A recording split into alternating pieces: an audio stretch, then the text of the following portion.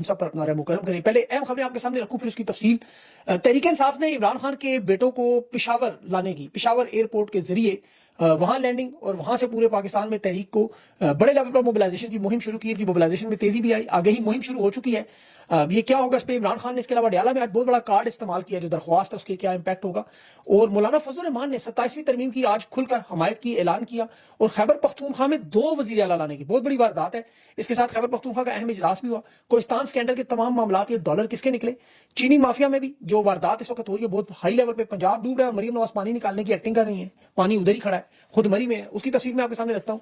Doctor Mahrang Bloch की सजा आज बढ़ा दी गई, लेकिन डॉक्टर महरंग बलोच ने आज जिस तरह जज को आईना दिखाया और उनकी हंसी की कितनी तकलीफ इन्हें हुई। पाकिस्तान में एहतजाज पर कानून, पहला काला कानून, 2 तहरीक इंसाफ के लोगों को सजा, वो उसका भी तफसील बताता हूं।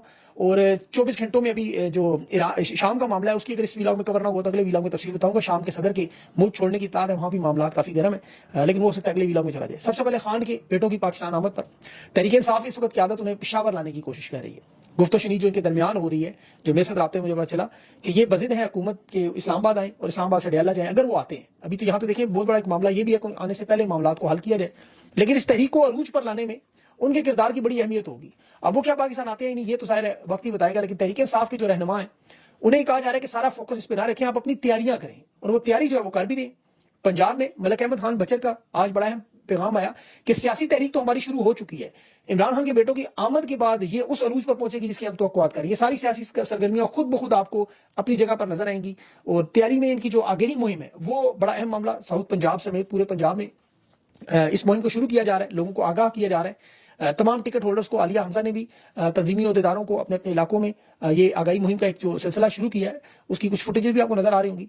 अभी इस वक्त जो लीडरशिप है पाकिस्तान की अवाम है, और खुद इमरान खान भी अपने बेटों की तरफ देख रहे हैं। और इमरान खान की तरफ लोग कैसे देख रहे हैं, कौम के बच्चे इमरान खान के जिनके दिलो दिमाग पे पेवस्त हो गए। अतर काजमी की एक उस बच्चे से मुलाकात थी जो हर सोमवार को डयाला जेल जाता है। उसे पता है कि इसकी मुलाकात नहीं होगी, ये कभी भी नहीं से मिलने देंगे। यहाँ तक काजमी की खुद मुलाकात नहीं हुई, लेकिन और बाकी लोगों की भी नहीं। लेकिन ये बच्चा डयाला जेल की दीवारों को देखता रहता है।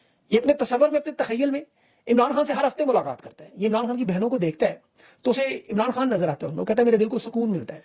आप यकीन करें बाखुदा कि इस कौम का इमरान खान के साथ आशिकी का ये लेवल है कि मैं तारीख पढ़ता रहता हूँ जुल्फकार अली भुट्टो के साथ, शेख मुजीब के साथ, और ईरान में इमाम खमीनी के साथ, दुनिया के बड़े बड़े रहनुमाओं के साथ जो इश्क। लेकिन ये इश्क का एक डिफरेंट ही मामला है। ये अब 50-50 साल नस्लें शहर से नहीं निकल सकेंगी, क्योंकि ये अगली इश्क जो है नस्लों में ट्रांसफर होता है। और ये एस्टेब्लिशमेंट के लिए बहुत बड़ी हार है, इनकी जलालत है कि ये मजलूमों से हंसी तक नहीं छीन सके, खुशियां नहीं छीन सके। इन हालात में भी डॉक्टर महरंग बलोच आज जो अदालत में हंसते मुस्कुराते उस जज को जो मुजालिम बर्दाश्त कर रही है, और वो हंस रही हैं। डॉक्टर यास्मीन राशिद, सनम जावेद, आलिया हमजा, ये तमाम पाकिस्तान की खवातीन को हंसते मुस्कुराते देखकर हौसला पैदा होता है कि कौम हारेगी नहीं कभी इंशाल्लाह, जितनी मर्जी वारदात और जुल्म कर लें। ये जो अदलिया है, देखें अदलिया की आजादी में हम क्यों बार बार बात करते हैं। इमरान खान के 9 मई के केस में 118 मुलजमान के साथ जीज के हमले की समाअत होनी थी, ये भी इन्होंने अब 11 अगस्त तक मुलतवी कर, क्योंकि जज भाग गया, जज मौजूद नहीं। और दूसरी तरफ एन जब ये इमरान खान को मुकदमात नहीं लगा रहे, ये सेनेट का चेयरमैन यूसुफ रजा गिलानी समेत तमाम मुलजमात के इन्होंने नडाब करप्शन केसेस में बरी कर दिया। ये नादरा में, ओगरा में, टीएडीपी में, बेनजीर इनकम सपोर्ट में, ये तमाम जाली सब्सिडियों के इतने बड़े केसेस हैं। एफआईआई के पास इतने बड़े बड़े सबूत, पहले जमानतें देते। ओगरा का आप केस देखें तो सादिक आपको याद होगा, नादरा में आप गैर कानूनी तैनातियों का केस देखें, नैब के 20 से ज्यादा रेफरेंस है। अब वो तमाम इदारे वापस केस ले, उधर ही उन्हीं अदालतों में केसेस इमरान खान के नहीं लगाते। खान ने आज फिर यही किया, आज अदालत से जजिस सीनियरिटी पे खान ने दरख्वास्त डाली है, और उस पर सदर को जरदारी का, देखिए अदालती तशरीहात में एक रस्मी सरबरा, सदर रस्मी सरबरा है, वो तशरीह नहीं बनती कि वो हाई कोर्ट से किसी को मुंतकिल करे, ट्रांसफर करे बगैर मुशावरत के। और आईनी बेंच को तो इख्तियार ही नहीं कि सदर को ताकत दे दे दादा करें कि सीनियरिटी आप करेंगे। ये अदालती मामला है, इंतजामी मामला तो है नहीं। आर्टिकल 175 वाज़ेह उसकी तशरीह ने गलत की कि 15 नंबर की जांच को लाए, इसलिए चीफ जस्टिस अफराज डोगर को। ये डोगर बहुत खतरनाक केस है, डोगर कोर्ट क्यों से कहा जाता है, इमरान खान केस क्यों नहीं लगा रहा। ये देखे तमाम उन जजेस को अपने साथ मिला रहा है जिन्होंने ISI के जो मुदाखलत को उसके खिलाफ थे, हुसैन सॉरी इनके हक में थे, हुसैन सोमरो और आजम खान को मिला के इसने मोहसिन अख्तर कियानी, मियां गुल हसन, अरबाब मोहम्मद सॉरी अरबाब सतार, इन सब लोगों को साइड पे कर दिया, सवाए अरबाब मोहम्मद ताहिर के। अरबाब मोहम्मद ताहिर के साथ इनके ताल्लुकात ठीक हो गए, मेरी इत्तला है। और इमरान खान और तहरीक इंसाफ का कोई केस इनके पास जाने ही नहीं देता, मियां गुल हसन इन सब के पास। और ये क्योंकि ताकत का वो खेल है। अब आप इसमें देखें ये किस तरह ताकत का खेल मैनेज करके क्या क्या करना चाह रहे हैं, वो मैं आगे भी चल के बताता हूँ। मौलाना फजल रहमान ने भी 26वीं तरमीम का साथ देने के लिए, 27वीं तरमीम में भी अब दे रहा, 26वीं में दे दिया था। मौजूदा फौजी की आदत, वो कहता है समझती है कि फाटा का इंतजाम गलत था कि गिलगित बल्तिस्तान की तरफ से काट के एक वज़ीर आला लगाया जहां वफाक के वज़ीर। इसी तरह 27वीं तरमीम में अब ये चाहते हैं मौलाना साहब कि खैबर पख्तूनख्वा में 2 वज़ीर आला लगाए जाए। तहरीक इंसाफ की सारी ताकत के में याद रखें। ये हटाए बगैर अली को फाटा को एक सूबे के तौर, जिसमें आपको बाजोड़, खैबर, कुरम, वजीरिस्तान, जनूबी शिमाली वजीरिस्तान, जनूबी, ये 6 फ्रंटियर आती है, पेशावर, कोहाट, बनू, लकी, मरवत, डी खान वगैरह, टोंक। अब ये चाहते हैं इसको तकसीम किया जाए, वो तमाम खासतौर पर इलाके जहां मादनी ज़खायर है, माला माल है, उनका इंतजाम बरह रास्त एक सूबा बना के JUI को दे दें, और फिर तहरीक इंसाफ को वहां से एक तो उनकी मजबूती को तोड़ा जाए, कम किया जाए, एक नया पावर बेस ताकत का मरकज बनाया जाए। पश्तून बेल्ट को DI खान, टांक और बनू से जो जनूबी इलाके, वहां एक अलग सूबा बना के, एक अलग असम्बली, अलग गवर्नर बना के, क्योंकि आईनी तरमीम चाहिए 2 तिहाई की अक्सरियत में, कौमी असेंबली सेनेट से मंजूरी, और ये सारी वारदात जो आपको नजर है उसी का एक तसलसल है। उस पर सिक्योरिटी फंड, तरक्याती फंड, ये सारे मामला वो JUI के मिल जाए, वो एक अक्सरियती जमात बन के आए, मरकज में भी अपनी बार्गेनिंग करें। तो ये इतनी बड़ी वारदात में 27वीं तरमीम में मौलाना को चूंकि बहुत बड़ा हिस्सा दिया जा रहा है, और मौलाना समेत, क्योंकि इसकी वजह क्या है, देखें नून लीग, पीपल्स पार्टी, ANP, मौलाना, ये जितने लोग भी बल्कि फॉर्म 47 में है, कुछ तहरीक इंसाफ के भी, ये जानते हैं कि ये आखिरी मरतबा फॉर्म 47 मिला, आखिरी था, इसके बाद नहीं मिलेगा, क्योंकि हर ताकतवर के दौर को आप उठाएं, हर ताकतवर जो जो उन्होंने वारदात की दोबारा नजर नहीं आई। अयूब खान ने, आप देख रहे हैं, यया खान ने, ज़ियाउल हक ने, मुशर्रफ ने, जो भी निजाम और सिस्टम बनाया वो उनके जाने के बाद बुरी तरह तो वो बर्बाद, उसके आसार नजर नहीं है। वो तमाम जमातें जो उन्होंने बनाई, चाहे वो IJI थी, वो मुस्लिम लीग काफ थी, पैट्रियट थी, नजरियाती, ये सारी की सारी जमातें तारीख के कूड़े दान में पड़ी है, बंदा कोई नजर नहीं आता। और हकीकी जमात वही रहती है जिसकी अवाम में हमायत हो, अवाम की मदद से आए, और सियासतदान वही कामयाब हो जिसके साथ अवाम खड़ी हो, उसकी इस एहलियत ही है। और अब ये नून लीग, पीपल्स पार्टी, मौलाना, सबको पता है कि आखिरी इक़्तिदार, इसे खींच रहे जितना खींच सकते हैं, उसके लिए चाहे खान को कैद में रखें, झूठे मुकदमात बनाएं, अवाम के साथ जुल्म करें, ज्यादती करें, मुईशत तबाह करें, अखलाकियात तबाह करें, मुआशरा तबाह करें, क्योंकि ये आखिरी इनिंग्स और आखिरी ओवर से खेल है। इसीलिए चाहते हैं कि सबको कुछ ना कुछ बांट के खुश किया जाए। अभी सुबाई का मीना का खैबर पख्तूनख्वा में भी इजलास हुआ, वहां एक तो अमन अमान के हवाले से आल पार्टीज कॉन्फ्रेंस होने जा रही है। अब तमाम सियासी जमातें, मिशरान, जिरगे के लोग, क्योंकि KP एक वाहिद सूबा, याद रखें कि जिसका कर्ज वफाक ने देना है, इनके पास सरप्लस बजट मौजूद है, फालतू है। अभी IMF की शराइत भी सारी की सारी वहां से पूरी हो रही है, और सबसे ज्यादा पाकिस्तान की तारीफ उठाए तो बलोचिस्तान और KP ने नुकसान उठाया, अमन अमान हो, दहशतगर्दी हो, सब कुछ, और यहीं पर कानून की तबाही बर्बादी ये लोग करवाते हैं। अब आप देखें कि वफाक ने जो कानून बनाए, जैसे 3NPO, जिसे चाहे उठा लें, अगवा कर लें, ये अंग्रेज के बनाए हुए वही कानून जो इस हाइब्रिड निजाम में इन्होंने पहले 26वीं तरमीम के हिसाब से किए, उसके बाद भी आप देख लें उसका एक पूरा तसलसल।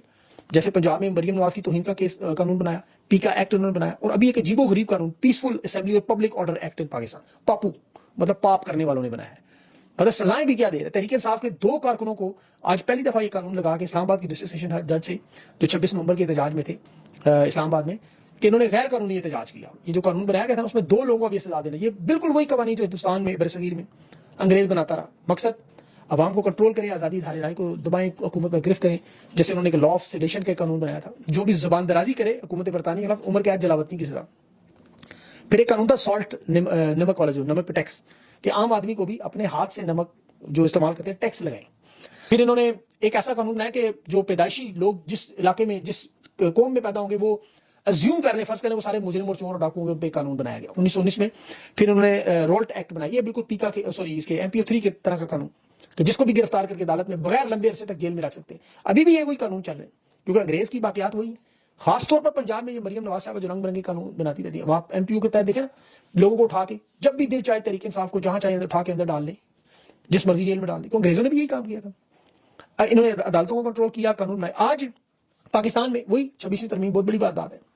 अभी खैबर पख्तूनख्वा और गिलगित बल्तिस्तान और बलोचिस्तान में भी सियासी वर्कर, अभी एक नौजवान सरफराज नगरी को मैं देख रहा था, उसकी पोस्ट, बगावत और गद्दारी का मुकदमा। अब उसे हो क्या रहा है, नौजवानों में नफरत पैदा हो रही है। महरम बलोच आज जब जज के सामने पेश हुई अदालत में, तो उसने जज के मुंह पर कहा, इससे ज्यादा शर्म क्या होगा कि जज को कह रही कि तुम लिखा हुआ फैसला जो मिला वही पढ़ोगे, बात मेरी सुन लो। उसके बाद कानून की नाइंसाफी, ज्यादती, जुल्म और जबर, अदालत के अंदर आंखों में आंखें डाल के सारी बताई। दलेर खातून, जिसे हर रोज ये मुजम्मत मांगते हैं हर वाकई की, उसके वालिद की मसकशुदा लाश उसके अकाउंट पे पड़ी, कभी किसी ने मुजम्मत उसकी नहीं की।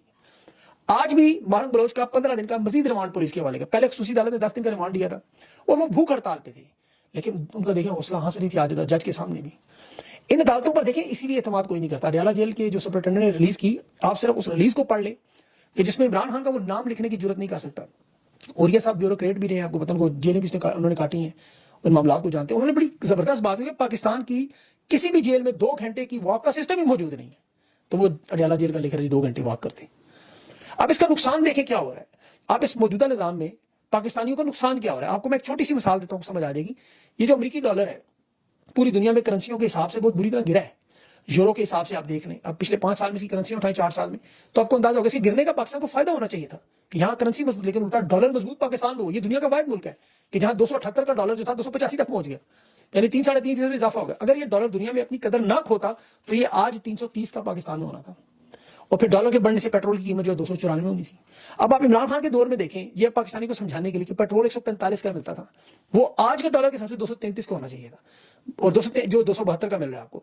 इमरान खान के दौर में डॉलर इंतहाई मजबूत था, पाकिस्तानी करेंसी कमजोर थी शुरू से, जो 2018 में मिली। लेकिन आज जो फायदा होना चाहिए उल्टा नुकसान हो रहा है। तेल की कीमतों में भी पूरी दुनिया में 40% कमी हुई है, जो तारीख में पिछले 3 साल में सबसे ज्यादा कमी। लेकिन आप पाकिस्तान में सबसे महंगा तरीन पेट्रोल खरीद रहे हैं, क्योंकि हुकूमत टैक्सेस इतने लगाती है कि सारे का सारा निजाम इस पेट्रोल के टैक्सेस पे चल रहा है, और उसका सारा नुकसान जो है पाकिस्तान की गरीब अवाम को, 24 करोड़ लोगों को, जो कुदरती आफात में भी इंतजार करते रहे हैं हुकूमत हमारी मदद करेगी। भाई मदद कैसे करेगी? पंजाब हुकूमत के हालात देख रहे हैं, पूरा पंजाब सैलाब में डूबा है। मरियम नवाज का जो हेलीकॉप्टर है वो नवाज शरीफ के खाने लेके जा रहे हैं, मरी में टैक्सी बना हुआ है वहाँ, और चचा कह रहा है जी मेरी भतीजी की कारकर्दगी तो ऐसी रात 2-2 बजे पिंडी वालों को पानी निकालती रहती है, वहां लोग सैलाब में डूब रहे, आपने वीडियो देखो, झाड़ू से पानी निकाल रहे, और झाड़ू से पानी कैसे निकलेगा? अब बहरहाल ये पेट्रोल में नहीं, सिर्फ आप उसमें देख लें, इंडिपेंडेंट पावर प्रोवाइडर्स के केस उठा लें, आले शरीफ खानदान का कोई शुगर मिल का स्कैंडल उठा लें, आपको पता है 50% पाकिस्तान में शुगर मिले शरीफ खानदान, जरदारी खानदान, जहांगीर तरीन, चौधरी फैमिली और हुमायूं अख्तर खानदान की। इनकी 27 बड़ी शुगर मिले, जो सारी शरीफ खानदान की, जरदारी ओमनी ग्रुप की, जहांगीर तरीन की, और सबसे बढ़कर ये जो आपको पता है जनरल अख्तर रहमान, अफगान जहाद का हीरो, उनकी मिले है शुगर की, अंदाजा करें। खैबर पख्तूनख्वा में बरला चीनी का रेट 165 रुपए किलो का नोटिफिकेशन किया है, पंजाब में तो 206 में मिल रही है भाई। अक्टूबर तक कह रहे हैं कि 2 रुपए माहाना का इजाफा होगा। अब खैबर पख्तूनख्वा मसाइल में पंजाब का आधा भी नहीं बनता, याद रखिएगा, और सबसे बेहतरीन परफॉर्मेंस अभी तक इस सूबे की है। पंजाब और हुकूमत वफाक और हुकूमत जो है पंजाब की, ये कोस्तान करप्शन का जो स्कैंडल तरीके इंसाफ पे डालने की वजह क्या है कि बताइए, ये तो हमारी तरह करप्ट है। अब वहां पे जो केस है वो बताते नहीं, आपके अकाउंटेंट जनरल जो है एजी, उसके अकाउंट से निकला वो कोस्तान का ये पैसा जो कि वफाक के जेर तमाम आता है जी, सूबे का खजाने का तो उसका तल्लक ही कोई नहीं दूर दूर से। और ये केस भी खुद तरीके इंसाफ ने बनाया, शुरू किया, कानूनी शक्ल दी, अपना किरदार उसमें अदा किया। लेकिन ये इनके साफी कह रहे हैं लो जी केबी की पर करप्शन आ गई, लेकिन वो बताएंगे नहीं ये मामला क्या है। अच्छा, सेनेट के मामले में बहुत से लोग बात करें कि वहां तरीके इंसाफ के 92 लोग मौजूद हैं, तो 7 जनरल नशिस्तों में से इन्हें कम से कम 5 तो मिल जानी चाहिए थी।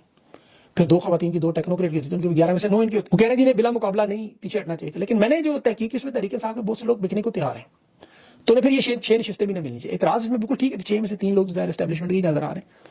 लेकिन इस वक्त तो असेंबली में आप बाकी लोग देखें जो जीते, बल्कि पार्लियामेंट के अंदर सूबाई असेंबलियों के अंदर जो आपको लोग नजर आते हैं, ये वो तमाम लोग हैं जो बाकायदा तौर पर एस्टेब्लिशमेंट की मंजूरी से आए। ये बात आप ज़हन में रखें, उनकी मंजूरी के बगैर किसी को फॉर्म जो नहीं आए, जिन्हें फॉर्म 45 पे जीते हुए क्यों नहीं आने दिया गया?